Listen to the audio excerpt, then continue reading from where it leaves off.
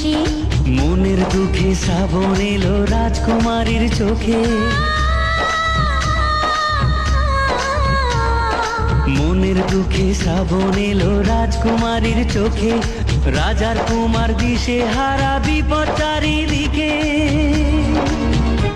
ওরে বাবা, তারপর? তাই দেখে রাজার কুমার সাহস করে বলতে গেল মনের কথা রাজার ঘরে। তারপরে কি যে হলো নেই তো জানা, কার কপালে কি যে আছে কেউ জানে না।